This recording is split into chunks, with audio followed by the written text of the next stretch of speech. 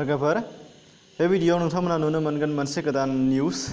बे जाहैबाय नोंथांमोना जायफोर बिथांमोना गोबाव समनिफ्रायनो बिएडआव फरायनो बिएड लानो होननानै दंमोन बिथांमोननि थाखाय जोबोद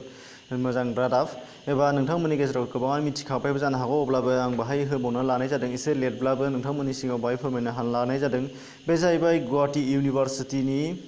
जानाखि बिएड कोर्स बे बिएड कोर्सनि थाखाय एन्ट्रेन्स एग्जामनि जानाखि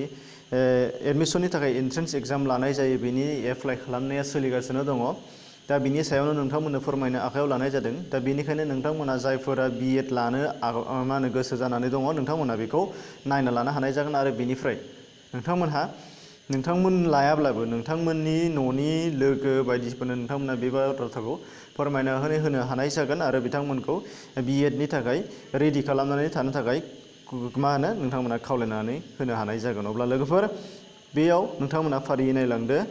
बे जाहैबाय एप्लाइ डेटआ सोलिदोंमोन 24 जुन थांगौबाय माखासे बेनिफ्राय फैगासिनो दङ थानाय 4 जुलाइसिम बेयो सोलिबाय थागोन एप्लाइ खालामनाया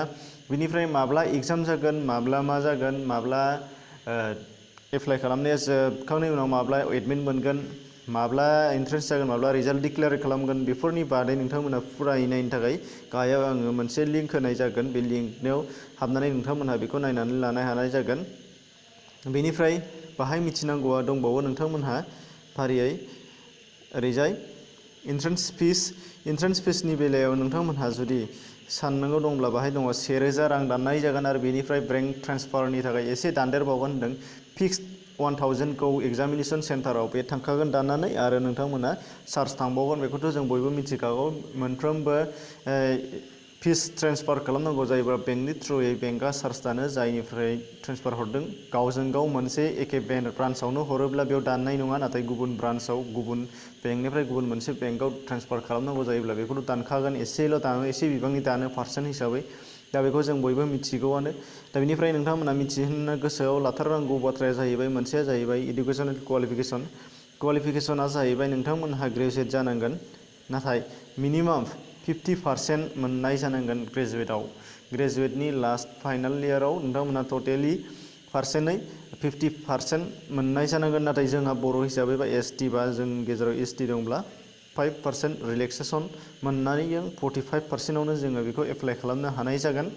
दा बेनि बेलायाव जों बेखायनो सांग्रां जानांगौआ फरायनायनि सिगाङावनो जों सांग्रां जानांगौमोन बेनिखायनो जायफोर बिथांमोनहा बिएड होनो ओंखारदों बिथांमोनहा जायफ्रा कलेज फरायगासिनो दङ बिथांमोनहा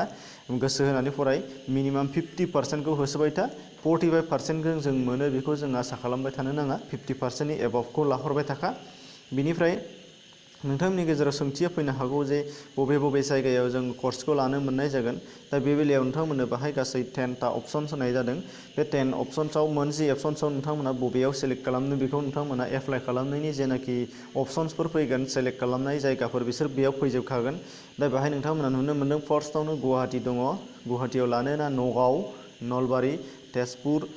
मंगलदै बरपेटा गवालपारा धुबुरी जरहाट आरो नर्थ लखिमपुर गासै मोन 10टा अपसन दङ बे अपसननि गेजेराव नोंथांमोना सिलेक्ट खालामनानै बबे जायगायाव कर्सखौ लागोन बेखौ होखानांगोन एन्ट्रेन्सआबो नोंथांमोना बेयावनो जानानै फैगोन बेनि डिटेल्सै नोंथांमोनहा बेखौ नायनानै लाजोबनांगोन दा बेयाव मारै डिटेल्सखौ मोनजोबनो हागोन बेनि सोमोन्दै नोंथांमोनहा गोनो गोथो जानो हागौ बेनि थाखाय नोंथांमोनहा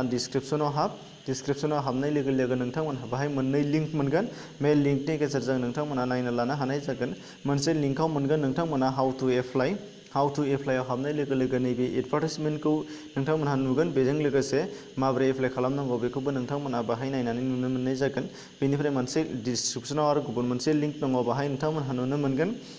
क्लिक हेयार फर एडभार्टाइजमेन्ट होनानै होगोन बाहाय नोंथांमोनहा बाहाय नुनो मोनगोन एडभार्टाइजमेन्ट डिटेल्सखौ बेखौ नोंथांमोनहा PDF फाइल डाउनलड खालामनानै नायनो हागोन ओमफ्राय डाउनलड खालामखांनायनि उनाव फुल डिटेल्सै गासिखौबो A to Z नोंथांमोनहा फरायनानै नायनानै बेनिफ्राय एप्लाइ खालामनो हागोन डाइरेक्ट हाउ टु एप्लाइआव नोंथांमोनहा हाबालागसै डाउनलड खालामनानै बेखौनो नायग्रोनानै लाग्रोयोब्ला बेखौनो आं बेस्ट जागोन होननानै नोंथांमोनखौ सानदों बेनिखायनो नोंथांमोना PDFखौ डाउनलड खालामनानै लाग्रो ओमफ्राय टटेलि फरायजोबखांनायनि उनाव एप्लाइ खालामनो ओंखार बेनिफ्राय हाउ टु एप्लाइआव हाबनानै नोंथांमोना एप्लाइ खालामब्लानो जाबाय दाब्ला नोंथांमोना खोनाखाबाय जानो हागौ सोंथियाव कमेन्ट्स बक्सआव नोंथांमोना सोंहरबाय थानो नांलायला मानोना कमेन्ट्सफोरखौ जों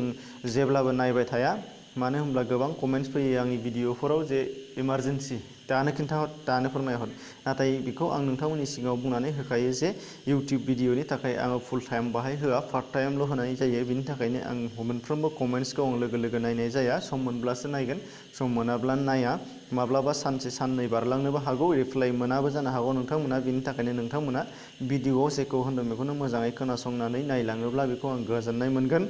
अब्ला लोगोफोर, नोंथांमोनहा जानाखि फोरमायलांदों बेनि सायाव नोंथांमोनहा मिथिनो हाबाय जानो हागौ। अदेबानि जायफोर जोंनि गेजेराव बिएड लानो आफसोस दङ बिथांमोननि थाखाय बियो साबजाथाव जादों जानो हागौ। बेनिखायनो नोंथांमोना दानो नैबे लाइक बटनखौ थुनानै होदो। आरो भिडिअआ जुदि नोंथांनि थाखाय साबजाथाव जादोंबा आरो नोंथाङा बेबायदि गुबुन गुबुन भिडिअ मोनबाय थानो लुबैदोंब्ला चेनेलखौ नोंथांमोना बे